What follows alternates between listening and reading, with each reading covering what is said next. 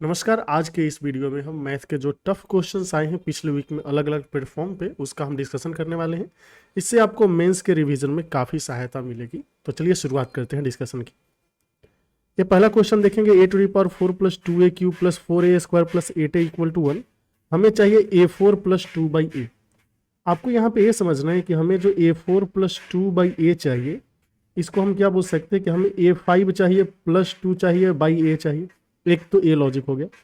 दूसरा, यहाँ पे देखेंगे कि जो चीजें हैं ना, एक दूसरे को 2 से मल्टीप्लाई किया जा रहा है। कहने का मतलब कि जो a टू दी पावर 4 है प्लस 2a क्यूब है प्लस 4a स्क्वायर है प्लस 8a है इक्वल टू 1 है।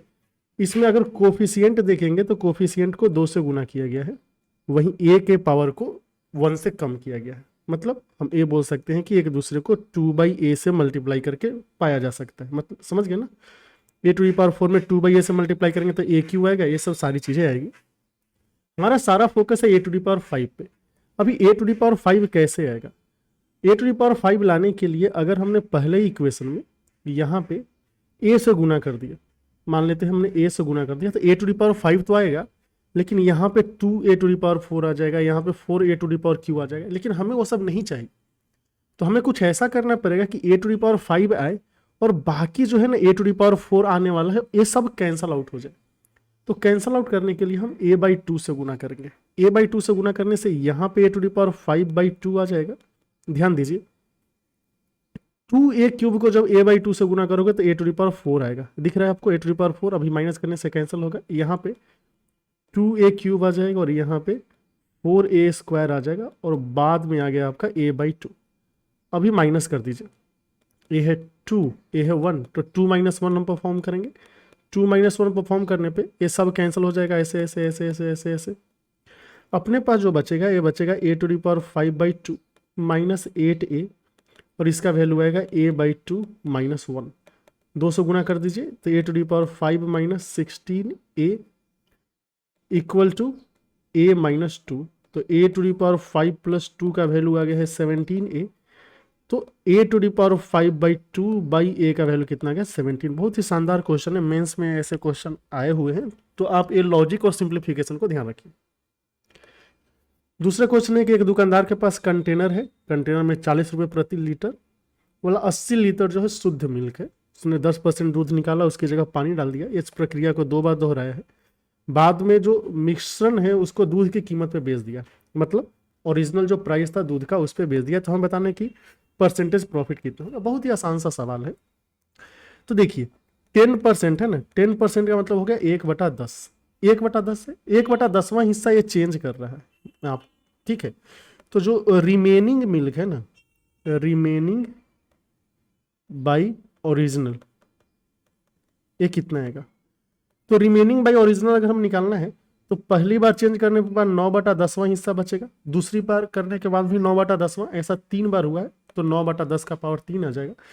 यहाँ से आप देखेंगे कि 729 आ गया है और 1000 आ गया है। आप देखिए यहाँ पे अगर हम आपको selling price and cost price के टर्म में समझाए तो ऐसा लग रहा है कि ओरिजिनली जिस दूध का कीमत 1000 था उसको 1000 में ही बेच दिया। चूंकि पानी मिलाया है तो पानी मिलाने के बाद उसमें जो दूध की कीमत बची है वो 729 ही बची है। तो 729 के सामान को 1000 में बेच रहा है, फायदा कितने का हो गया है? 271 का। तो प्रॉफिट परसेंट कितना हो जाएगा? 271/729 और इंटू 100। तो चलिए कैलकुलेट कर लेते हैं। 27100, इसको 729 से भाग दे देंगे तो सबसे पहले तो 3 बार में जाएगा, 9 × 27 और 3 दूना 6 2 8 और 7 × 21। 10 में से 9 गया 1, 10 में से 8 गया 2 और 26 में से 1 गया 25, मतलब 26 में से 21 गया 5 और 0 आ गया। फिर ये कितनी बार में जाएगा? 7 × 6 = 42, 7 से 49, 7 बार में जा रहा है। तो 7 × 9 = 63, 7 × 14 = 6 20 और 49 से 2 51, तो 37 पॉइंट समथिंग आ रहा है। एक ही ऑप्शन है तो यही सही हो जाएगा। अगले क्वेश्चन में 5 बिंदु दिए है, km है डायमीटर। तो सबसे पहले हम डायमीटर को बना लेते हैं भैया। km जो है आपका क्या है? डायमीटर है। चलो ठीक है। इसके बाद है कि pl और n जो है एक ही खंड में नहीं है, मतलब pl और n एक ही सेगमेंट में नहीं है। मतलब उसमें से कुछ एक साथ होगा, कुछ मान लीजिए ऊपर के सेगमेंट में तो कुछ नीचे के सेगमेंट में होगा, एक ही सेगमेंट में नहीं है, कहने का मतलब तो यही है। फिर बोला है कि के एम जो है एल एन के पैरेलल है। के एम आपका क्या है, ये है डायमीटर। अगर यह एल एन के पैरेलल है तो एल और एन एक ही सेगमेंट में होना चाहिए, ये तो हो गया। एम एल एन का वैल्यू 40 डिग्री है तो एम तो दूसरे सेगमेंट में होगा। फिर एम एल एन का वैल्यू 40 डिग्री है, एम तो यहाँ पे है, एम एल एन हो गया 40 डिग्री। ए वाला एंगल है आपका कितना, 40 डिग्री। हमें निकालना है P L L P M का वैल्यू, एल पी, तो पी ऑपोजिट सेगमेंट में होना चाहिए, एल पी एम ऐसे करके ये वाला आपको एंगल निकालना है, ठीक है। और बिना कोई ज़्यादा मेहनत के हम बोल पाएंगे कि थीटा का वैल्यू कितना है, 50 डिग्री, 40 नहीं 50। आप बोलोगे कैसे हुआ, चलिए बताते हैं। यहाँ पे आपको पता है कि के एम डायमीटर है। अच्छा, ये जो एंगल एल एम पी है, अगर हम के और एल को ऐसे ज्वाइन कर दें तो क्या आप ये मानने को तैयार हो कि एम के एल वाला एंगल एल पी एम के बराबर होगा, दोनों क्या हो गया, थीटा। यहाँ पे भी आ गया थीटा। चूंकि एल एम है आपका 90 डिग्री, मतलब एल एम क्या है डायमीटर, तो के एल एम 90 डिग्री हो गया, एंगल इन सेमी सर्कल। अब देखिए एल एन और के एम दोनों क्या है, पैरेलल है तो यहाँ पे 40 है तो ये भी 40 डिग्री होगा। बोलोगे कैसे, एकांतर कोण जिसको आप ऑल्टरनेट इंटीरियर एंगल बोलते हो, तो एक 40 डिग्री है, एक 90 है, तो थीटा का वैल्यू कितना होना पड़ेगा, थीटा का वैल्यू कितना होना पड़ेगा, जाहिर सी बात है 50 डिग्री। इसलिए हमने बोल दिया आंसर क्या होगा, ऑप्शन नंबर बी। क्वेश्चन में है कि एक समूह में पुरुषों की संख्या m है या फिर m नंबर ऑफ मेन है। इन्होंने डिसाइड किया है 15 दिन में काम कर देंगे, लेकिन 10 लोग हमेशा काम छोड़ रहे हैं। रिजल्ट में 30 दिन में काम कंप्लीट हुआ है तो m का वैल्यू क्या होगा। तो जो टोटल वर्क है, अगर m लोग 15 दिन में काम करने वाले थे तो 15m होगा। ये किसके बराबर होगा, देखिए पहले दिन m लोगों ने काम किया, दूसरे दिन m-10 लोगों ने काम किया, ऐसे कर करके 30 डेज काम चला है, यही ना। तो ये तो आपको AP दिख रहा है जिसका कॉमन डिफरेंस कितना है, -10। तो AP का जो सम होता है वो कितना होता है, SN equal to n/2 first term का double plus n-1 into d. अगर हम यही करेंगे तो टोटल 30 देना है ना, तो 30/2 आ गया। फर्स्ट का डबल, फर्स्ट तो m है, m का डबल क्या हो गया 2m, और कॉमन डिफरेंस कितना है -10, तो -n-1, n का वैल्यू 30 है ना, तो 30 - 1 इंटू 10 यहाँ पे चला आएगा। क्या आ गया देखिए, यहाँ पे 30m इक्वल टू 30 और ये 2m आ जाएगा यहाँ पे, और ये -290 आ गया है, ठीक है। तो ये गया यहाँ से m का वैल्यू आ गया है 290, तो टोटल मेन होना चाहिए 290, तो कोई भी ऑप्शन सही नहीं है, ठीक है। आगे चलिए, इस क्वेश्चन में है कि वो छोटी से छोटी संख्या ज्ञात करना है जिसको इसमें जोड़ने के बाद वो जो संख्या है इनसे पूर्णतः विभाजित हो जाए। तो देखिए यहाँ पे अगर आप 45 पे फोकस करेंगे तो ये 9 गुना 5 है, ठीक है। मतलब जो संख्या है वो आपका ऐड करने के बाद 9 से डिविजिबल होना चाहिए। अभी जो संख्या है 1 3 7 4 5 7 6, इसका सम कितना है, सम ऑफ डिजिट्स 7 6 13 5 18 4 22 और 3 25 1 26 7 33 है। 33 आपका जो है डिविजिबल नहीं है 9 से, बोले कि हाँ ठीक है। अभी आपको क्या करना है कि ये जो संख्या है हमें करना होगा कि इस संख्या को इसमें ऐड करना होगा। तो ऐड करने के बाद जो संख्या बनेगा वो आपका 9 से डिविजिबल होना चाहिए। तो देखिए इन सब का हम सम ऑफ डिजिट निकाल लेते हैं। 4 4 8 3 11, क्या 33 + 11 44 होगा। 44 आपका डिविजिबल है 9 से, बोलेंगे कि नहीं, तो ये नहीं चलेगा। 6 4 10 3 13, 33 और 13 46 हो जाएगा, ये भी नहीं चलेगा।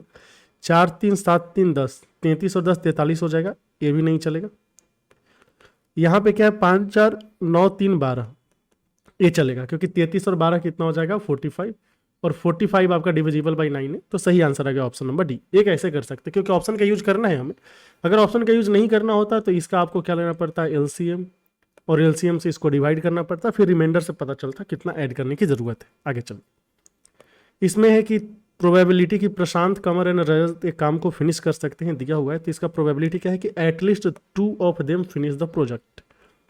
प्रोबेबिलिटी ऑफ ई में बोला है एटलीस्ट 2, मतलब एग्जैक्टली 2 लोग करेंगे फिर भी चलेगा, एग्जैक्टली 2, और ऑल 3 मतलब ऑल तीनों का तीनों सॉल्व कर दिया फिर भी चलेगा।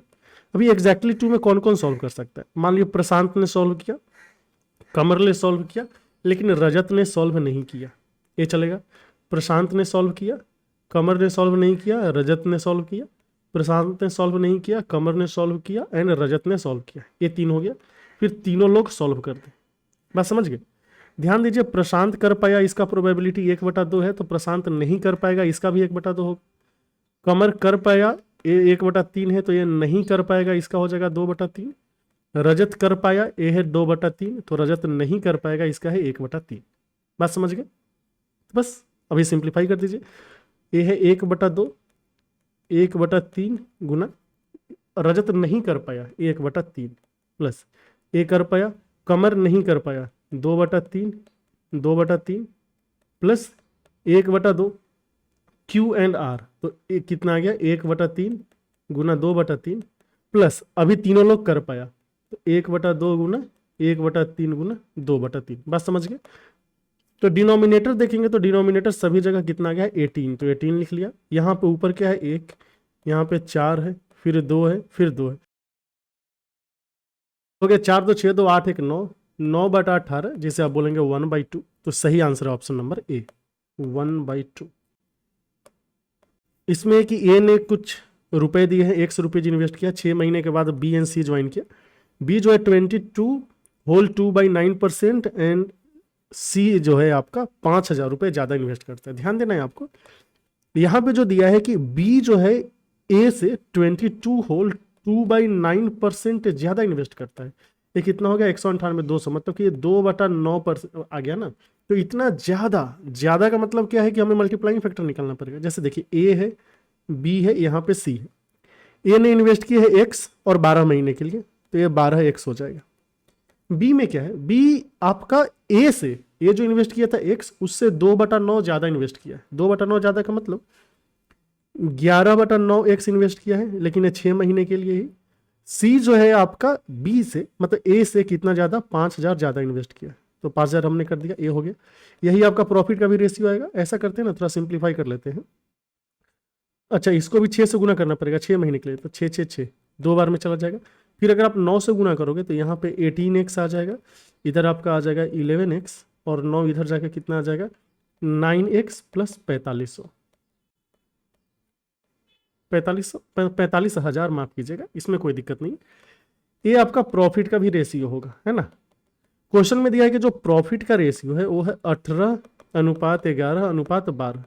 देखो फर्स्ट दोनों का अनुपात तो मिल गया, तो फर्स्ट एंड लास्ट से आप क्या कर सकते हो और सिंप्लीफाई कर सकते हो। मतलब फर्स्ट एंड लास्ट को देखेंगे तो 18:12 आ रहा है ना। तो A/C हमें यहाँ पे पता चल रहा है कि ये 18x है, ये है आपका 9x प्लस 45,000, और यहाँ पे क्वेश्चन में दिया है 18/12 है, 18 से ऐसे ही चला जाएगा। अगर क्रॉस मल्टीप्लाई करो तो 12x का वैल्यू कितना आ गया है 9x प्लस 45,000, तो x का वैल्यू कितना आ गया है 15,000। ठीक है, कोई दिक्कत नहीं। तो क्वेश्चन का सही आंसर आ जाएगा ऑप्शन नंबर डी। इधर है 7 mm मोटाई वाला एक बैंड है, 3.75 मीटर रेडियस वाले सिलेंडर के चारों तरफ इसको रैप किया गया है। लेंथ है आपका 100 सेंटीमीटर, किसका, ये जो सिलेंडर है उसका। अगर टोटल 80 राउंड्स ही हम रैप कर पाए तो एरिया ऑफ सिलेंडर बताना है, ये सरफेस एरिया ऑफ सिलेंडर जो रैप नहीं हुआ है। सबसे पहले बताइए, अगर 80 राउंड आप रैप कर रहे हो तो कितना हाइट तक रैप कर पाओगे, है ना। क्योंकि अगर इसका जो मोटाई है, मोटाई अगर 7 mm है, तो एक राउंड में 7 mm में कवर कर पाएगा। तो यहां से यहां तक मान लेते हैं, ये जो हाइट है वह 7 mm को 80 बार हमने रैप किया है, तो 8 7 56 560 mm आया, जिसको हम बोलेंगे तो 56 सेंटीमीटर हुआ। तो एक बात बताइए, पूरा जो हाइट था ये 100 सेंटीमीटर था, 100 सेंटीमीटर में से 56 सेंटीमीटर आपने रैप कर लिया, तो जो रैप नहीं किया है ये वाला पार्ट, ये कितना बचा, बोलेंगे 44 सेंटीमीटर बचा है। इसी का हमें एरिया चाहिए, तो एरिया क्या हो जाएगा, सरफेस एरिया 2πrs, 2 पाई का मतलब 22/7, रेडियस दिया है 3/3.5, जिसको 7/2 बोल सकते हैं, और हाइट कितना है 44, तो 2 से 2 चला जाएगा, 7 से 7 चला जाएगा, 22 चौक 88, और 88 और 8 96, 968 सेंटीमीटर स्क्वायर एरिया रैप नहीं हुआ है। ऑप्शन नंबर 1 आंसर होगा। इसमें है कि 3 डिफरेंट क्लास है आपका ABC, जिसमें नंबर ऑफ स्टूडेंट का रेशियो दिया हुआ है। एक एग्जाम में A, B एंड C के इतने लोग पास किए गए हैं, टोटल नंबर ऑफ स्टूडेंट, अच्छा ठीक है, पास रेस्पेक्टिवली। हमें बोला गया है कि difference between number of student passed from class A and class C 18 है, then total number of student failed in all 3 class together कितना होगा। आइए देख लीजिए, यहाँ A है, यहाँ B है, यहाँ C है। अगर नंबर की बात करें तो ए 8 है और ए 9 है और ए 11 है। पास कितने लोग हुए हैं? 8 का 4/5वां हिस्सा पास हुआ है, मतलब 32/5 हुआ है। और बी का 14/15 हिस्सा है, तो 14 नवा 26/15 हिस्सा। और सी का 10/11, 10/11 मतलब सीधे 10, इतना पास हो गया। क्वेश्चन में दिया है कि ए एंड सी में जो पास किया उसका डिफरेंस, तो डिफरेंस कितना आएगा? दिख रहा है आपको 32/5 माइनस 10, अच्छा उल्टा करना पड़ेगा ना, 10 माइनस 32/5, इसका वैल्यू है 18। तो 50 में से 32 गया, कितना आ गया आपका 18। 18/5 का वैल्यू है 18, तो 1 यूनिट का वैल्यू कितना हो जाएगा 5।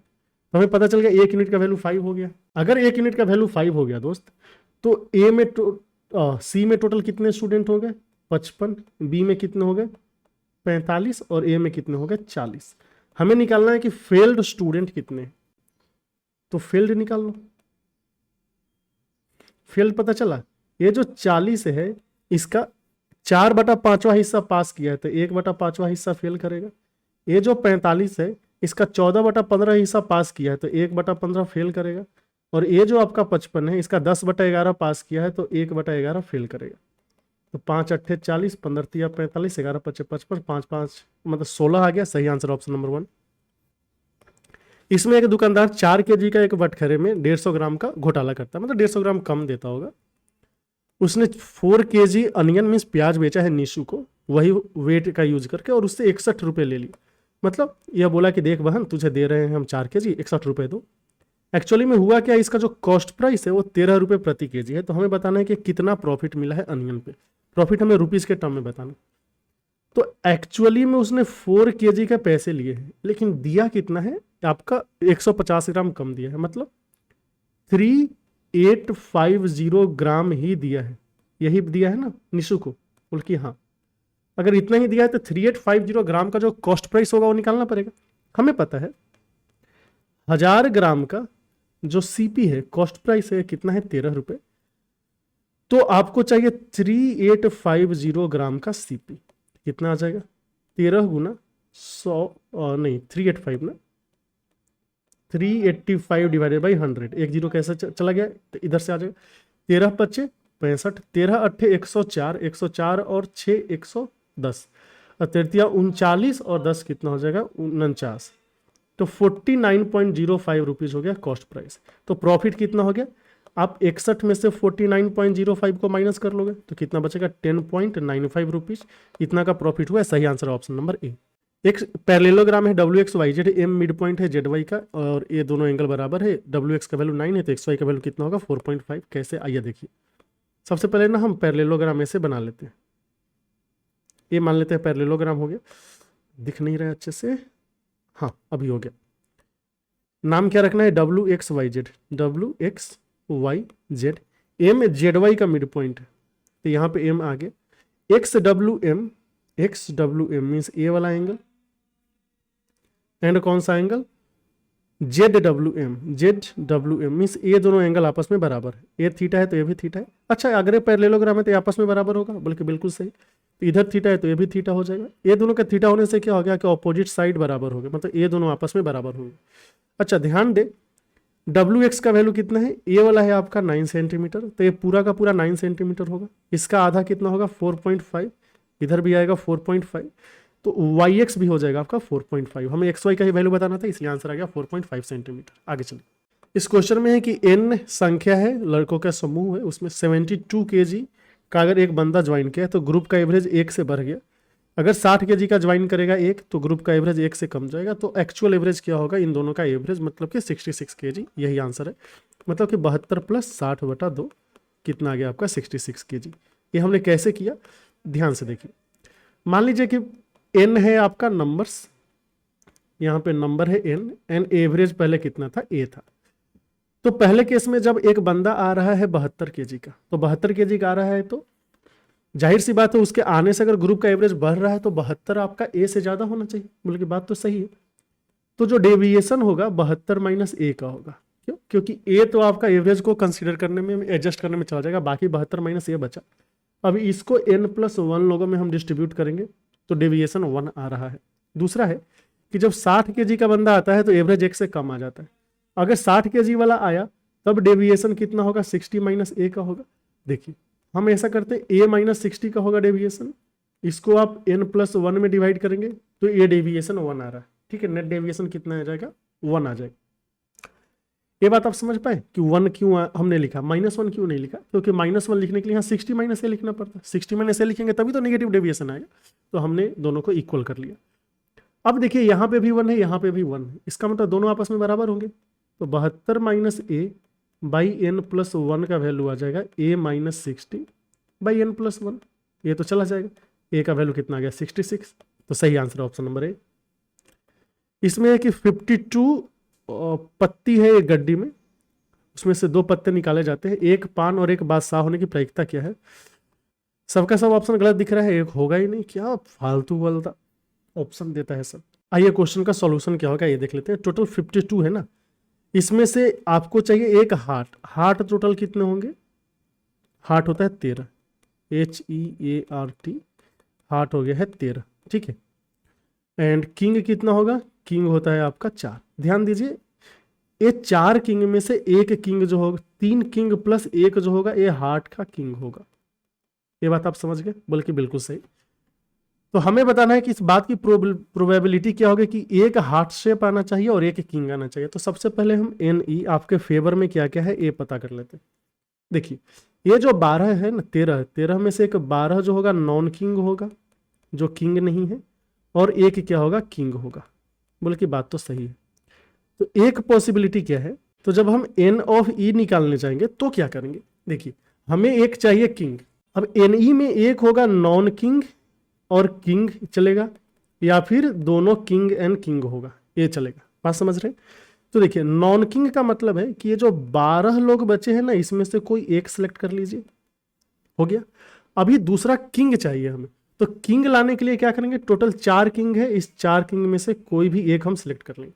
यहां से जो संख्या निकल के आएगा ये आपका क्या आएगा कि टोटल किंग मतलब नॉन किंग और एक किंग वाला आ गया। दूसरा जब दोनों किंग आए तो क्या करना पड़ेगा, देखिए दोनों किंग के लिए हमें 4 जो किंग है उसमें से आप बोलोगे कि कोई भी 2 सिलेक्ट कर लो, लेकिन जैसे ही 4 किंग में से 2 किंग सिलेक्ट करेंगे, पॉसिबल है ना कि एक हार्ट वाला आए ही ना, मतलब एक तो हार्ट आना ही है। तो ये जो 2 किंग है इसमें से एक हार्ट किंग को आना ही होगा, तो एक से हमने सिलेक्ट किया, बाकी 3C1 से आप दूसरा किंग सिलेक्ट कर लीजिए। 4C2 गलत इसलिए हो जाएगा दोस्त, क्योंकि इसमें मान लीजिए कि एक किंग एक और किंग हुआ, एक किंग स्पेड का हो गया, एक किंग डायमंड का हो गया, हार्ट तो आया ही नहीं, लेकिन एक हार्ट आना चाहिए। लेकिन जैसे ही हमने 1C1 सेलेक्ट किया, इससे इस बात की गारंटी हो जा रही है कि एक जो है किंग वो हार्ट का ही आ रहा है, हार्ट का तो आना ही था, और दूसरा नॉर्मल किंग आ गया। तो यहाँ से बच्चों का 48 और 3 कितना हो गया, 51। ठीक है, कोई दिक्कत नहीं।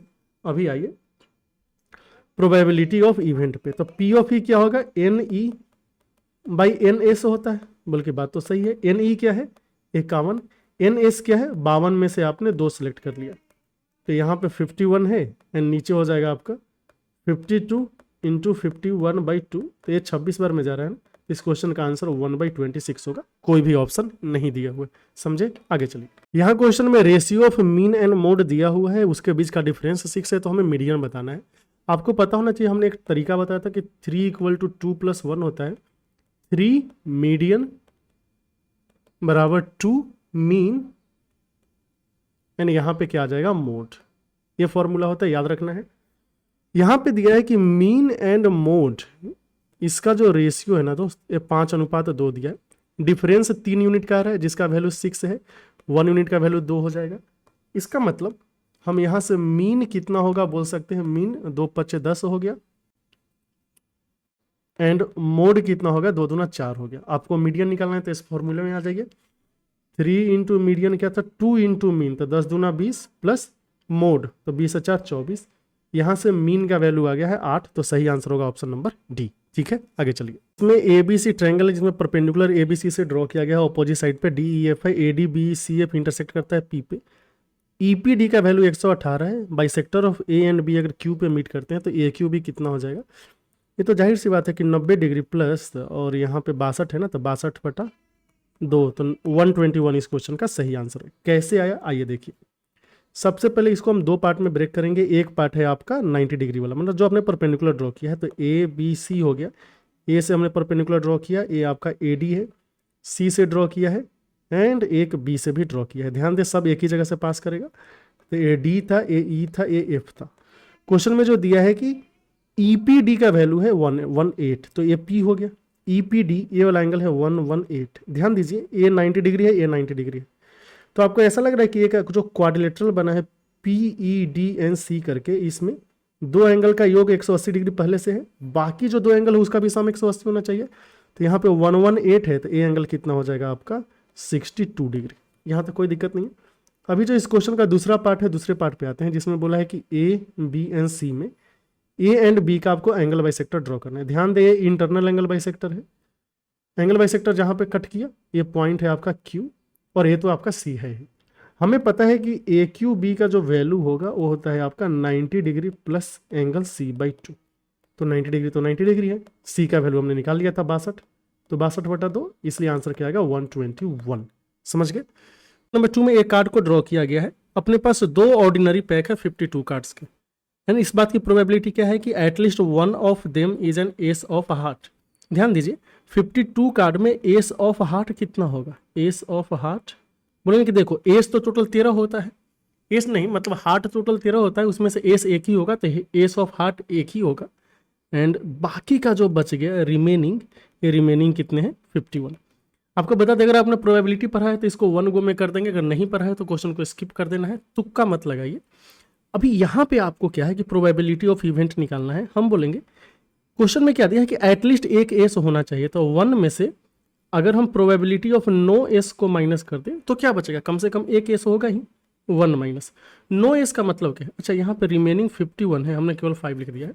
नो एस का मतलब क्या है कि जो भी आप सिलेक्ट कर रहे हो वो बाकी के 51 में से सिलेक्ट कर रहे हो, एक में से सिलेक्ट नहीं किया। मतलब 51 में से आपने एक सिलेक्ट किया एंड ओवरऑल 52 में से एक सिलेक्ट करना है, क्योंकि कार्ड है 52। लेकिन अगर आप क्वेश्चन को देखोगे तो यहाँ पे दो पैक था, ये तो एक पैक का होगा, दूसरा पैक क्या होगा 51C1 बाई 52C1। अगर आप देखोगे तो 1 माइनस 51 का स्क्वायर होता है 2601, 52 का स्क्वायर होता है 2704। तो जो आंसर आ रहा है वो आ रहा है 103/2704, जो कि है ऑप्शन नंबर 2। अगला देखिए, इसमें बोला है कि 180 मीटर का एक रेस है और इसमें आर एस को 9 मीटर से बीट करता है। अगर एस ने 36 मीटर का हेड स्टार्ट लिया तो कितना डिस्टेंस होना चाहिए ट्रैक का कि टाई हो जाए। इसका सही आंसर आ जाएगा 720। कैसे हमने इतनी जल्दी कर लिया, आइए देखिए। पहले एक बात बताइए, आर है एंड एस है। बोला है कि आर जो है एस को कितना से हरा रहा है, 9 मीटर से हरा रहा है। मतलब यहाँ पे आर और यहाँ पे हमने एस लिखा है, तो जब आर 180 मीटर गया तब एस मात्र 171 मीटर गया। मतलब आर के 20 मीटर जाने में एस कितना जाएगा आपका 19 मीटर। यहाँ पे आपको समझिए कि आर जब 20 यूनिट जा रहा है तो एस 1 यूनिट जा रहा है और इसके बीच का गैप है आपका 1 यूनिट का। अब बोलोगे इस गैप को हम इतना ज़्यादा में इस तजव्वो क्यों दे रहे हैं, तो पता चलेगा। जो दूसरा केस है, दूसरे केस में बोला है कि अभी जो है आर इधर है और एस यहाँ पे है, इसके बीच की दूरी कितना है 36 मीटर।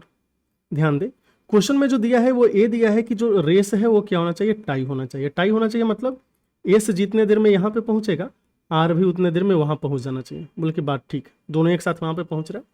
एक बात बताओ, अगर टाई हुआ तो आर एंड एस के बीच जो तय की गई दूरी है वो उसके बीच का गैप कितना होगा।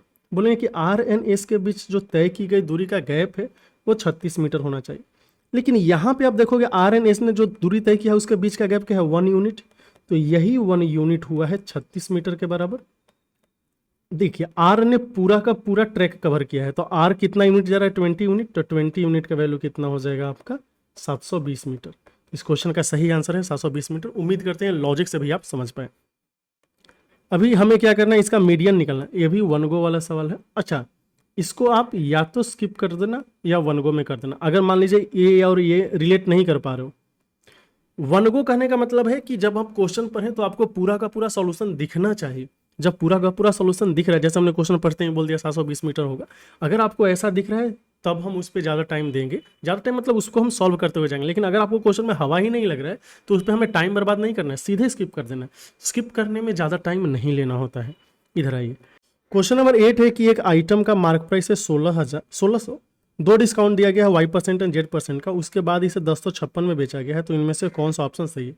अगर आप ऑप्शन का यूज करके इस क्वेश्चन को सॉल्व कर पा रहे हो तब तो आप एक बार में कर देना, नहीं तो आप इसको स्किप करके आगे बढ़ो एंड दूसरे क्वेश्चन को सॉल्व करो।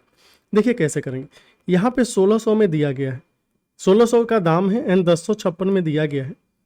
डिस्काउंट कितना होगा इसके बीच का, यहाँ से पता चल गया कि 544 रुपये का डिस्काउंट है। बोले कि चलो ठीक है कोई बात नहीं, अब डिस्काउंट परसेंट बताओ। तो डिस्काउंट परसेंट मार्क प्राइस में निकलता है, तब 544 बटा 1600 गुना का 100, 2 जीरो से 2 जीरो, 16 48, 16 का 64, 34% आ रहा है। तो हमें ये देखना होगा कि कौन सा जो ऑप्शन में दिया है वो डी इफेक्टिव कितना है, 34% है। बता दें हम आपको डी इफेक्टिव जो होता है वो D1 जो D2 माइनस D1 D2 बटा 100 होता है, यही है ना।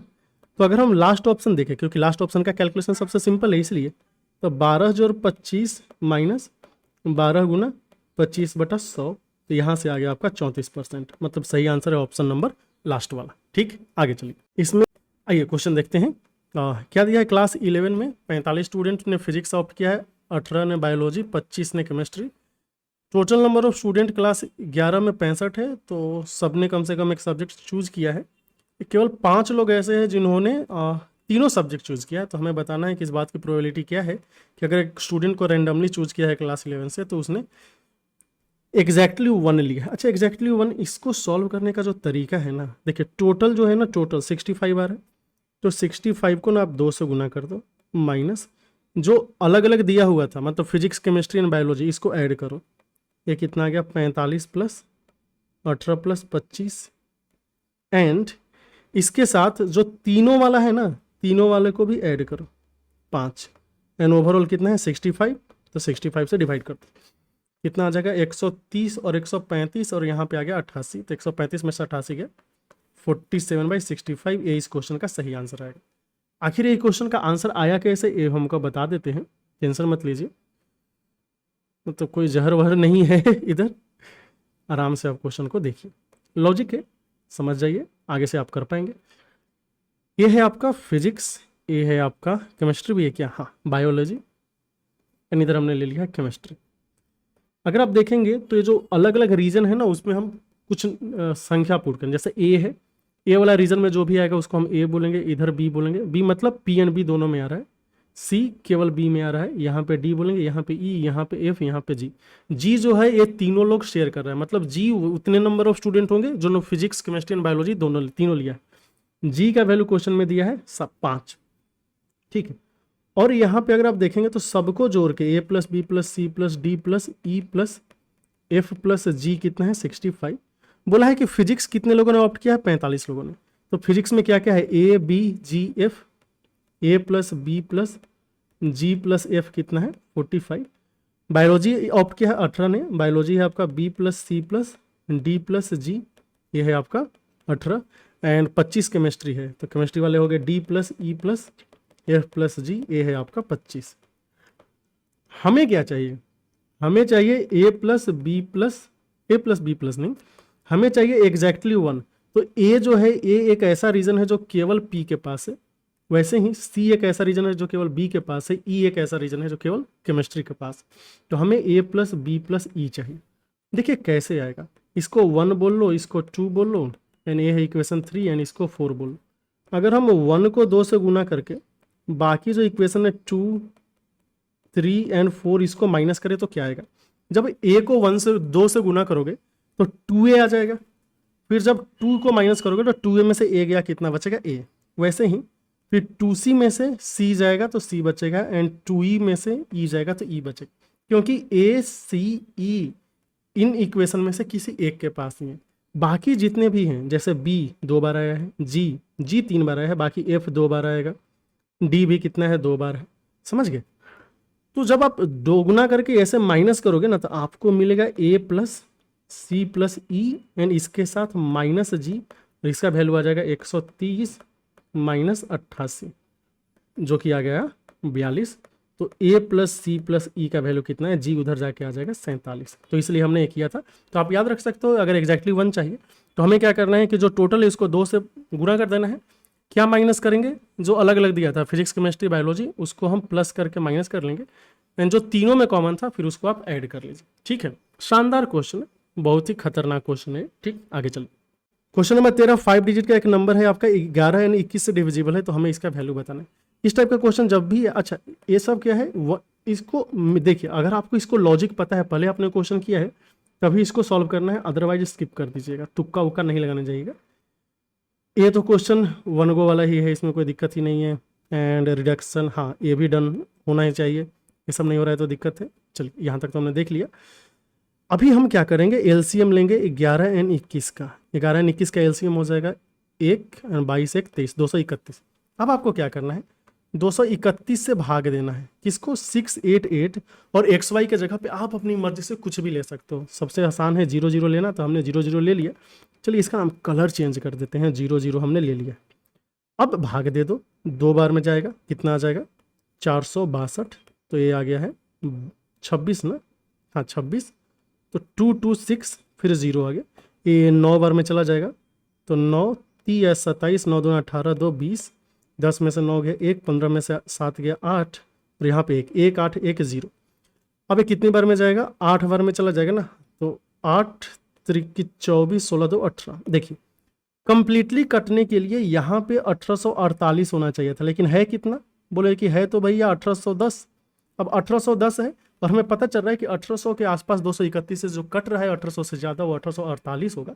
ये तभी पॉसिबल है जब एक्स वाई का वैल्यू 0 0 ना होगा, कितना हो जाए 38 हो जाए। बोलोगे 38 क्यों, क्योंकि ये देखिए 10 है ना, और यहाँ 48 होना चाहिए था, कितना की कमी है, 38 की ही कमी है, तो यही 38 हम जोड़ देंगे, तो एक्स वाई का वैल्यू आ गया 38। एक्स का वैल्यू 3 है, वाई का वैल्यू 8 है। अगर आप नंबर पूछेंगे तो नंबर हो जाएगा 68838। आपको चाहिए 8x minus 3y plus XY, जो कि आ रहा है 24। तो सही आंसर है ऑप्शन नंबर 2। आगे देखिए क्वेश्चन नंबर 14। अच्छा इस टाइप का जो क्वेश्चन है ना, ये आपका फॉर्मूला बेस्ड है, बहुत ही आसान है। इसमें होता है इधर रूट रूट रूट रूट करके दिया है, तो a लिखेंगे, टोटल रूट अगर मान लेते हैं m है, तो 2 का पावर m होता है, एंड ऊपर आ जाएगा 2 का पावर m माइनस 1। यहाँ पे 12 कितना रूट है, 1 2 3 4 5 6, तो 2 का पावर 6, एंड ऊपर आएगा 2 का पावर 6 माइनस 1, 2 का पावर 6 64 होता है, तो 12 का पावर 63 बचा 64। इस क्वेश्चन का सही आंसर आएगा, जो कि ऑप्शन नंबर 1। ये इंपॉर्टेंट है, आप इसको अगर पहले से पता है तभी सॉल्व करो, अदरवाइज स्किप करो। ठीक है, स्किप करने में देरी नहीं करना है। ये क्वेश्चन नंबर 17 में सीता ने लोन लिया है 16,430 एंड रेट है 12%, कंपाउंडिंग एनुअली हो रहा है। उन्हें 2 इक्वल इंस्टॉलमेंट में पे करने का वादा किया है 2 साल में। अभी बताना है कि 1 इंस्टॉलमेंट, अच्छा एंड में हमें बताना है कि इंस्टॉलमेंट का 1/4 क्या होगा। अगर आप ऑप्शंस को देखोगे तो ऑप्शंस बहुत करीब है, तो देखिए इसको फर्स्ट गो में स्किप कर दीजिए, आप बाद में आके सॉल्व कीजिए, क्योंकि इसमें आपको कैलकुलेशंस करना पड़ सकता है। ठीक है, देखिए लेकिन हम स्किप नहीं करेंगे, हमें तो सॉल्व करना है। 12% रेट है, इसका मतलब 12% का मतलब होता है 4 3 12 3/25। तो अगर इसने 25 रुपये लिए तो पहले साल के अंत में इसे 28 देने पड़ेंगे, तब जाके खत्म होगा। दूसरे साल में 625 के जगह 28 का स्क्वायर होता है 784 देने पड़ते, लेकिन इंस्टॉलमेंट तो सेम है, तो हमने यहाँ पे 28 यानी यहाँ पे 28 से गुना कर दिया। 28 × 25 हो जाता है आपका 700। तो जो टोटल आपका प्रिंसिपल है वो हो गया है 1325। तब ईच इंस्टॉलमेंट होगा, ईच इंस्टॉलमेंट हो रहा है आपका 784। मतलब अगर आपने 1325 रुपये उधार लिया है तो हर एक इंस्टॉलमेंट आपको 784 देना पड़ेगा। ये जो 1325 है ना दोस्त, इसी का वैल्यू क्वेश्चन में दिया है 16430। हमें किसका वैल्यू चाहिए, हमें इंस्टॉलमेंट का नहीं, 1/4 ऑफ इंस्टॉलमेंट का वैल्यू चाहिए। तो 4 से कितनी बार में जाएगा, 1 बार में, या फिर 3 4 7,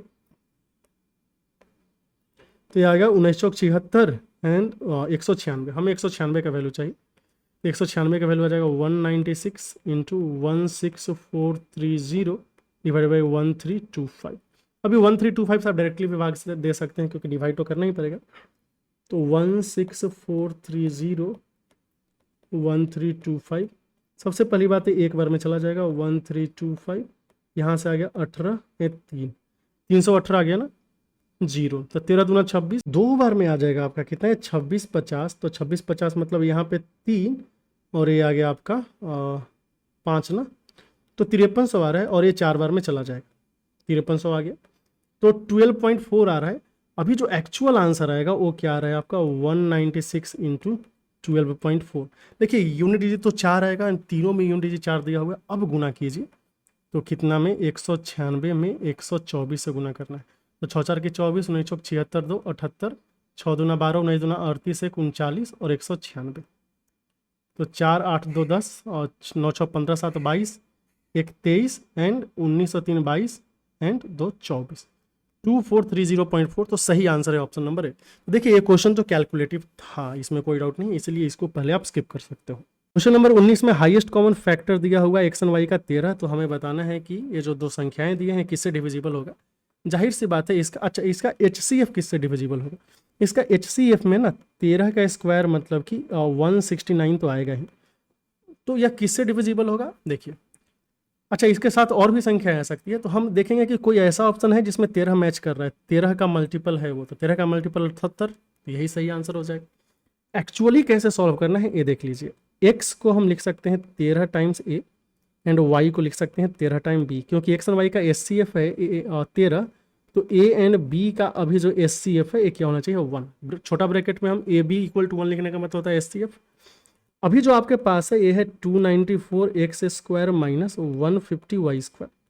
इसमें जब x का वैल्यू आप 13 पुट करेंगे तो 169 तो बाहर आएंगे, ये बचेगा 294a² माइनस 150b²। ध्यान दें 294 एंड 150 में 6 कॉमन है, यहाँ से 169 इंटू 6 आ गया, बचा कितना 49a² माइनस 25b²। चलो ठीक है। जो दूसरा है 54x² माइनस 24y², इसमें भी 6 एंड 169 कॉमन आएगा, तो 169 इंटू 6 अंदर आ जाएगा 9a² माइनस 4 ना, हाँ 4b²। आप देख पा रहे हो कि इसका जब आप SCF निकालोगे ना दोस्तों, SCF में कॉमन क्या रहा है 169 इंटू 6, तो 169 इंटू 6 आ गया, कोई दिक्कत ही नहीं। अब ये 169 इंटू 6 को आप 78 गुना 13 तो लिख ही सकते हो, तो दिख रहा है आपका 13 78 से कट रहा है, तो सही आंसर आ गया ऑप्शन नंबर 3। आप ऐसे भी कर सकते हो, आपकी मर्जी। ये क्वेश्चन बहुत ही शानदार था, मतलब इम्पोर्टेंट अच्छा क्वेश्चन है, ठीक है। आगे देखिए, तो अगर आपको ये, या तो अगर आप गेस कर पाए कि 13 से 13 का स्क्वायर आ रहा है तो 13 का मल्टीपल को सिलेक्ट करना है तो करना है, नहीं तो अगर आपको ये पता है कि x को 13 a एंड y को 13 b लेके चलना है तभी करना है इसको, अदरवाइज सॉल्व नहीं करेंगे। क्वेश्चन नंबर 20 है कि दो एक्सटर्नली टच कर रहा है, AB डायरेक्ट कॉमन टेंजेंट है। अच्छा कहाँ पे टच कर रहा है, C पे, A and B point of contact है DCT का। CAB 55 है तो ABC कितना हो जाएगा 35 डिग्री, क्योंकि दोनों का सम होना चाहिए 90 डिग्री। ऐसा क्यों, आइए देख लीजिए। ये एक ट्रायंगल है, सर्कल है माफ़ कीजिएगा, ये दूसरा सर्कल है, इन दोनों सर्कल एक पॉइंट पे टच कर रहा है। अभी हमें एक टेंजेंट ड्रॉ करना है जो इन दोनों को ऐसे क्या करे टच करे। तो मान लीजिए ये आपका टेंजेंट हो गया, कहाँ पे टच कर रहा है, A पे कर रहा है, B पे कर रहा है। जो पॉइंट C है ना जहाँ पे दोनों सर्कल टच कर रहा है, इसको अगर आप ऐसे ज्वाइन करोगे तो जो C पे एंगल बनेगा, A एंगल होता है 90 डिग्री। अगर A एंगल 90 डिग्री है और क्वेश्चन में दिया है CAB, इधर वाला एंगल कितना है 55 डिग्री, तो B को कितना होना पड़ेगा 35 डिग्री, क्योंकि बाकी दोनों का सम भी होना चाहिए 90 डिग्री। तो ये हो गया। आपके दिमाग में क्वेश्चन तो आ ही सकता है कि आखिर ये 90 हुआ कैसे, चलो बता देते हैं। कोई बड़ा बात नहीं है, बहुत ही आसानी से हो जाएगा ये। चलिए, तो हमने ऐसे करके एक टेंजेंट ड्रॉ कर लिया एंड इसको थोड़ा सा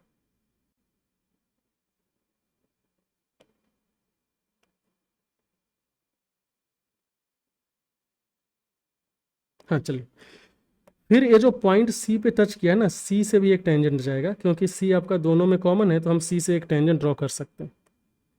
तो हाँ ये टेंजेंट हो गया। ये जो पॉइंट है ना, इस पॉइंट का नाम आप कुछ रख लीजिए, जैसे M हमने रख लिया, इधर A है इधर B है। अब आप ऐसे ज्वाइन करो AC को और यहाँ से ज्वाइन कर दो BC को, कोई दिक्कत नहीं। आपको ये समझना है कि एक्सटर्नल पॉइंट से जब टेंजेंट ड्रॉ करते हो उसका लेंथ बराबर होता है, मतलब MA MC के बराबर होगा। तो यहाँ पे एंगल अगर अल्फा है तो ए वाला एंगल भी क्या हो जाएगा अल्फा, ऑपोजिट एंगल बराबर होना चाहिए। वैसे ही MB एंड MC बराबर हो गए, एक्सटर्नल पॉइंट से हमने टेंजेंट ड्रॉ किया है, तो यहाँ पे एंगल बीटा है, ए वाला एंगल भी क्या होगा बीटा। अभी एक ट्रायंगल में एक एंगल अल्फा है, एक एंगल बीटा है और दूसरा एंगल है अल्फा प्लस बीटा, इसका वैल्यू होगा 180 डिग्री। तो जाहिर सी बात है अल्फा प्लस बीटा का वैल्यू कितना हो जाएगा आपका 90 डिग्री। इसलिए इस क्वेश्चन का सही आंसर है ऑप्शन नंबर, मतलब यही ऑप्शन नंबर 3। आगे चलिए, बोला है ratio of income of ABC दिया हुआ है, इनके एक्सपेंडिचर का दिया हुआ इनकम। फिर बोला है कि B अपने इनकम का 1/3 सेव करता है, तो इनके रेशियो का सेविंग का रेशियो बताना है। यहाँ पे A है, B है, C है, ये इनकम है, यहाँ पे एक्सपेंडिचर है, इधर हम सेविंग का रेशियो में बताना है। कैसे करेंगे आइए देखिए। ए का इनकम अगर है 4 तो बी का है 5, इसका है 6 एंड एक्सपेंडिचर है 2 3 4। हमें जो डेटा दिया है वो दिया है कि बी के केस में जो इनकम है एंड यहाँ पे एक्सपेंडिचर है एंड सेविंग है। अगर इनकम 3 यूनिट है तो एक्सपेंडिचर है आपका 2 यूनिट, सेविंग है 1 यूनिट। मतलब कि इनकम और एक्सपेंडिचर का रेशियो 2:3 होना चाहिए बी के लिए। यहाँ पे 5:3 है, तो 5:3 को 2:3 में कन्वर्ट करना है। तो सबसे पहले हम क्या करेंगे, दोनों को इक्वल कर लेते हैं। 5 और 3 को इक्वल करने के लिए ऊपर हमने 3 से या नीचे 5 से गुना किया, अभी 15 हो गया। फिर ऊपर क्या करना है, आपको 3 यूनिट बनाना है, नीचे 2 यूनिट बनाना है। तो मतलब ऊपर 9 से गुना किया, नीचे 10 से गुना किया, तो 9 छक 54 हो गया, 9 5 45 हो गया, 9 चौका 36 हो गया। नीचे 10 से करेंगे तो 20 हो गया एंड ये 30 हो गया, ये 40 हो गया। तो बस डिफरेंस ले लीजिए, 36 एंड 20 का डिफरेंस 16 है, यहाँ पे 45 एंड 30 का डिफरेंस 15 है, 54 ये 14 है। तो 16 15 14 सही आंसर ऑप्शन नंबर बी। यहाँ पे आप देख सकते हो कि इनका जो रेशियो है वो 45:30 है इनकम एंड एक्सपेंडिचर का, जो कि 3:2 है और हमें 3:2 ही लाना था। तो ऐसे करके क्वेश्चन को सॉल्व कर लेंगे। क्वेश्चन नंबर 28 में बेस पिरामिड है जो इक्विलेटर ट्रायंगल है, हर एक साइड 18 सेंटीमीटर है, स्लैंट एज 28 है। तो हमें पिरामिड का क्या बताना है, हाइट बताना है। कोई बात नहीं, पिरामिड का हाइट जब निकालने जाएंगे तो रूट के अंदर 28 के स्क्वायर में से 18/√3 के स्क्वायर को माइनस करना पड़ेगा। 28 का स्क्वायर हो जाता है 784 और ये आ गया 6√3 का स्क्वायर 36 दिया 108 ना, 108। तो √676, तो आंसर कितना आ रहा है आपका 26। ये तो 26 आंसर आ गया। लेकिन ये आंसर अच्छा, ये क्वेश्चन अच्छा क्वेश्चन है। मतलब कि अगर आपको बेसिक आइडिया नहीं है तो आप इस क्वेश्चन को छोड़ दो, इसमें टाइम बर्बाद करके कुछ नहीं होगा। या तो आपको फॉर्मूला पता होना चाहिए, नहीं तो बेसिक आइडिया पता होना चाहिए। ठीक है, हाँ ये जैसे हो गया। अभी ये जो बेस है ABC हमने अज्यूम कर लिया, ये इक्विलेटर ट्रायंगल है। आपको हाइट का मतलब समझना है कि ये जो ऊपर दिख रहा है ना वर्टेक्स, उससे हम हाइट का मतलब जो ऊपर वर्टेक्स है ना, इससे हम ऐसे परपेंडिकुलर ड्रॉ करते हैं और ये होता है 90 डिग्री। ठीक, ये जो फुट ऑफ परपेंडिकुलर है बेस पे जहां आएगा ना, वो आपका सेंट्रॉयड होगा। सिमेट्री से सेंट्रॉयड आ जाता है, तो ये है सेंट्रॉयड। और इक्विलेटर ट्रायंगल के केस में जो सेंट्रॉयड है, ऑर्थो सेंटर है, सर्कम सेंटर है, इन सेंटर है, सब तो सेम ही होता है। अब यहाँ पे AD हो गए। ध्यान दीजिए, आपको क्या निकालना है, ABCD, इसका नाम हम P निकालते हैं। हमें निकालना है PG। अभी PG यहाँ पे 90 डिग्री आ रहा है, देखो, क्योंकि हमने परपेंडिकुलर ड्रॉ किया है P से। तो PG का जो वैल्यू होगा वो रूट अंदर PA के स्क्वायर में से AG के स्क्वायर को माइनस करना पड़ेगा। बल्कि बात तो सही है। अभी PA का वैल्यू तो 28 दिया है, क्योंकि स्लैंट हाइट है 28, तो 28 के स्क्वायर में से AG का वैल्यू निकालना है। ये AG जो है आपका AD का 2/3 होता है। हालांकि आपको पहले से ही पता होना चाहिए, तो 2/3 ऑफ AD होता है आपका √3/2 है। यहाँ से आपको पता चल गया A/√3 हो गया, और A का वैल्यू दिया 18/√3 हो जाएगा 6√3। इसलिए हमने 6√3 के स्क्वायर को माइनस करना है, यहाँ से आंसर आ जाएगा आपका 26। बात समझ पाए, क्वेश्चन अच्छा था एंड उम्मीद करते हैं लॉजिक भी आप समझ पाए होंगे। तो इसी के साथ इस वीडियो को हम एंड करेंगे। आपको कैसा लगा आप जरूर बताइए। फायदा पहुंच रहा है तो वीडियो को लाइक, चैनल को सब्सक्राइब करना ना भूलें। फिर मिलते हैं अगले वीडियो में, तब तक के लिए आपका बहुत बहुत धन्यवाद।